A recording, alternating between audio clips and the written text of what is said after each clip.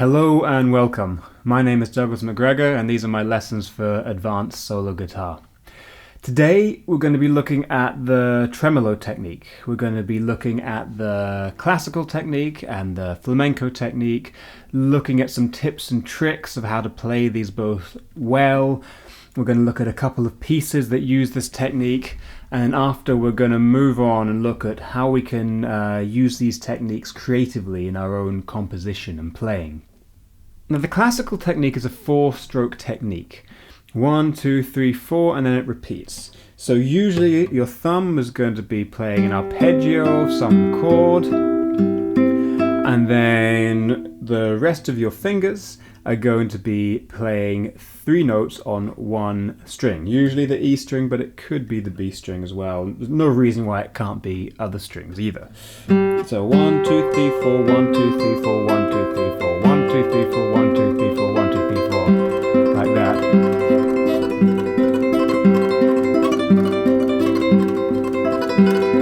Like that.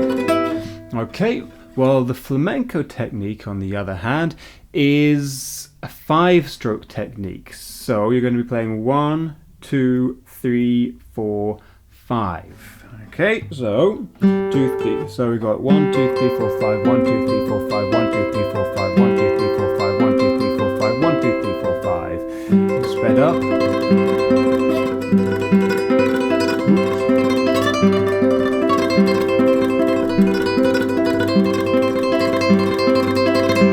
Like that.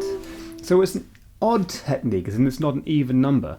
And I have to say, I love the flamenco technique. I find that it, because of that odd number of strokes, it kind of creates an effect. It's very difficult for your brain to sort of latch onto rhythmically. And I find that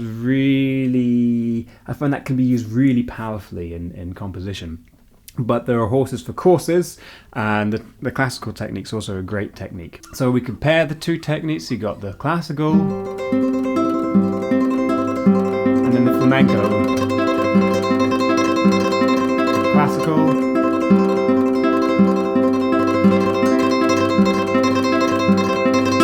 like that. Okay, now you'll see that I can switch between the two. And actually, I can do this because I've thought about the way I'm using my fingers. Now, the flamenco technique must be thumb, 2, 3, 4, 5. But you'll see different people playing the classical technique in different ways. So some people play it 1, 2, 3, 4. Some people play it, which is the way I play it, 1, 2, 3, 4. And I even I saw Anna Vidovic, for example, she plays 1, 2, 3, 4. Like that. I prefer playing it like this, 1, 2, 3, 4, for the reason is my fingers do not get confused while switching from the flamenco technique to the classical technique. So I've entrained in my brain that I play the classical technique 1, 2, 3, 4, and with the flamenco technique I start with this finger 1, 2, 3, 4, 5, and that way I don't get confused switching between the techniques. Both of these techniques are very difficult and will take a lot of practice. You've got to start slow and speed up over time.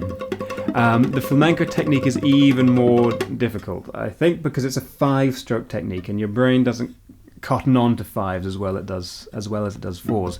And I would say, to give you a realistic time frame of learning this, I would say I practiced probably an hour a day for a month before I could do the basic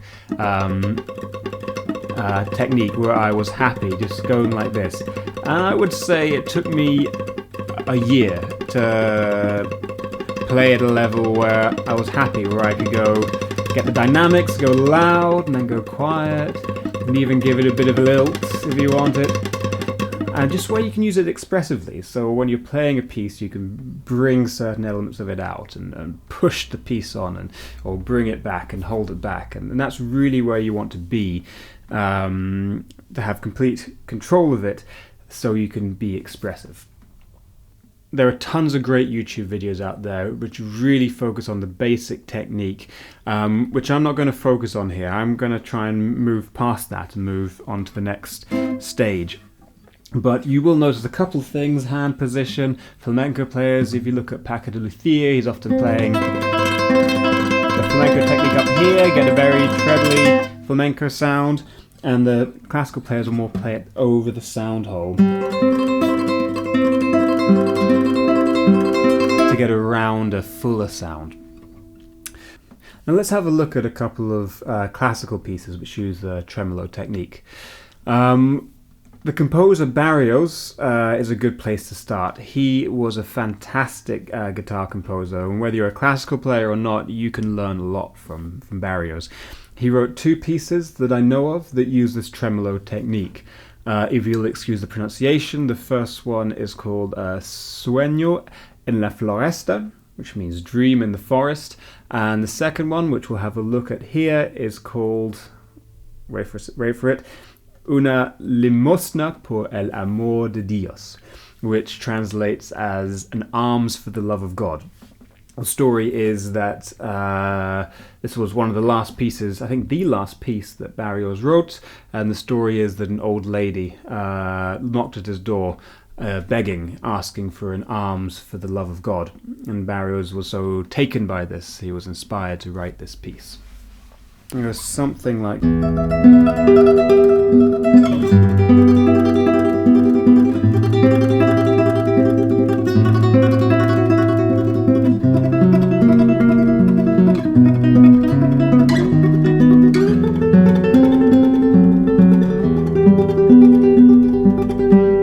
So you can see it's very expressive. One of the reasons I love this technique is because I think it creates a real tension between stasis and rapid movement. Sort of like a hummingbird beating its wings rapidly to stay perfectly still in the air.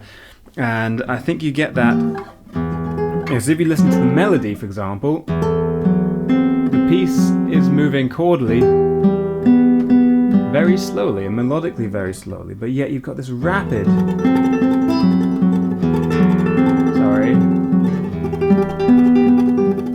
this rapid movement, which just sort of gives you this, suspends you there. You can draw it out and elongate it, and I think that's what you can do expressively.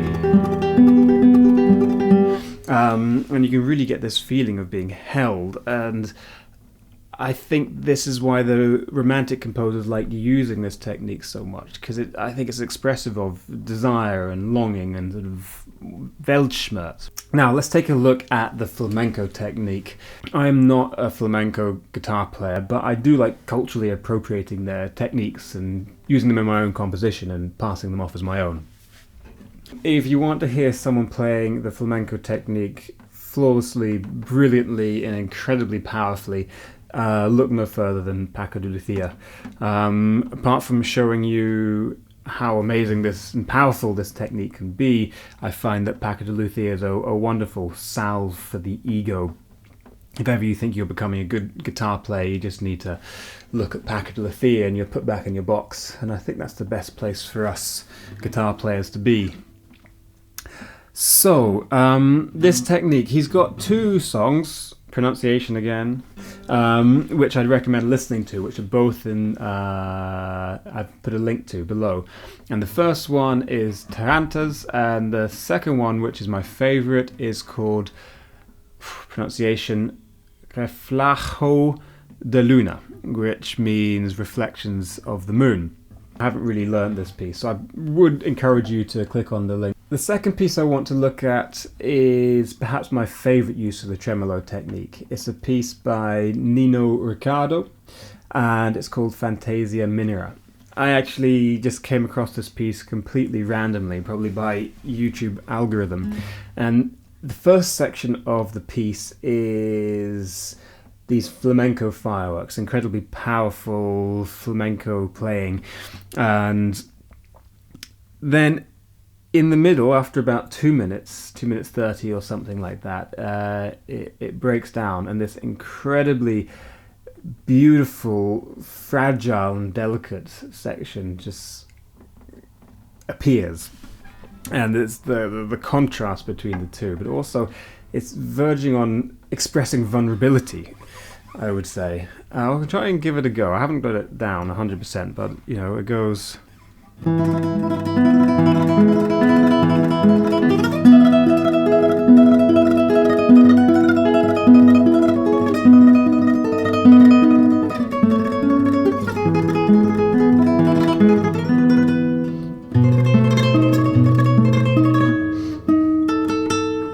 Something like that. I haven't got this bit down.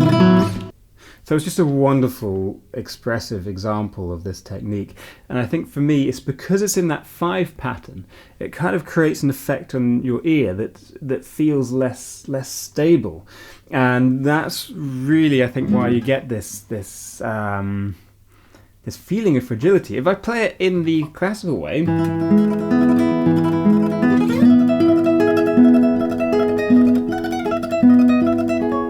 you don't get that same feeling as.